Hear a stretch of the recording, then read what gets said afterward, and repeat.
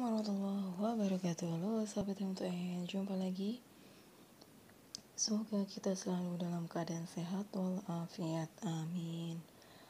Di video kali ini saya akan melanjutkan menjawab soal IPA kelas 9 bagian B. Oke. Di sini perhatikan data gizi bahan makanan pada tabel berikut ya. Di sini disajikan tabel gizi.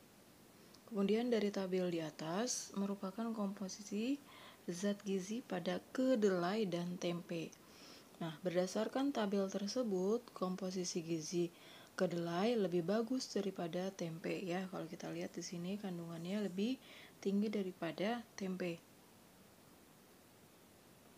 Tetapi, mengapa banyak orang mengatakan mengkonsumsi tempe lebih baik daripada mengkonsumsi kedelai? Jawabannya adalah karena tempe lebih mudah dicerna. Nah, selama proses fermentasi, karbohidrat dan protein akan dipecah oleh kapang menjadi bagian-bagian yang lebih mudah dicerna. Seperti itu. Oke, nomor 2. Salah satu teknik rekayasa genetika yang dikembangkan adalah cloning. Teknik ini dilakukan untuk menghasilkan keturunan yang memiliki sifat identik dengan induknya. Coba kamu jelaskan bagaimana proses cloning dilakukan oleh para ilmuwan. Oke, kita ambil contoh misalnya adalah domba. Pada tahap pertama, diambil beberapa sel tubuh dari domba, bisa sel kulit atau lainnya. Ya, jadi sel tubuhnya diambil dari misalnya domba A, kemudian diambil sel telur dari domba B. Ya, jadi domba A diambil sel tubuhnya, entah itu bagian kulit atau yang lainnya. Kemudian dari domba B itu diambil sel telurnya. Nah, sel tubuh domba A tadi diambil inti selnya saja, dan sel telur domba B dikeluarkan inti selnya, ya, sehingga tersisa badan sel telurnya. Ya, jadi sel tubuh domba A diambil hanya inti selnya saja, kemudian sel telur domba B dikeluarkan inti selnya, sehingga tersisa badan sel telurnya.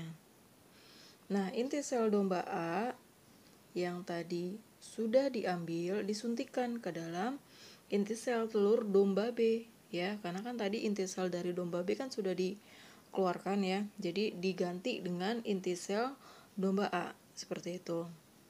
Selanjutnya, sel tersebut akan berkembang menjadi embrio dan diimplantasikan atau ditanam di rahim domba lain, yaitu misalnya domba C. Nah, pada akhirnya akan lahir domba yang mirip dan identik dengan domba A, karena domba A sebagai pendonor inti sel, ya.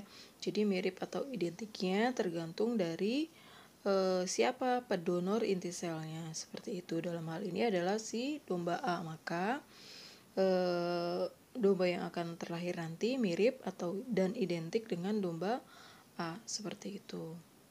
Oke, kita lanjut ke nomor 3. Oke, nomor 3, bioteknologi berkembang dengan sangat pesat. Sebutkan 5 contoh bahan pangan yang merupakan produk hasil bioteknologi yang dapat kamu temukan dalam kehidupan sehari-hari. Ya, ada tempe, tapai, yogurt, kecap, nata de coco, dan masih banyak lainnya. Di sini disuruh menyebutkannya 5 contoh. Oke, kita lanjut ke nomor 4. Nomor 4, perkembangan bioteknologi terus meningkat sejalan dengan peningkatan kebutuhan pangan masyarakat. Menurut kamu, apa dampak negatif penerapan bioteknologi bagi lingkungan? Bagi lingkungan yaitu bisa mengurangi plasma nutfah. Yang kedua, limbah dari proses pembuatan, ya. Jadi bisa menimbulkan limbah dari proses pembuatan bioteknologi.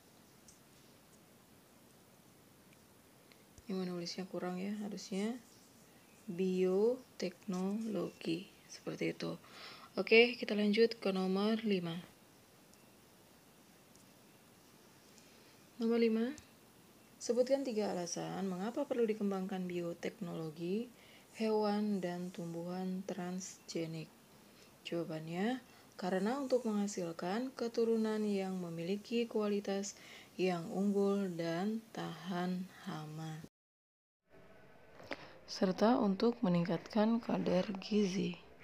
Oke, cukup sekian sampai di sini. Terima kasih, semoga bermanfaat. Assalamualaikum warahmatullahi wabarakatuh.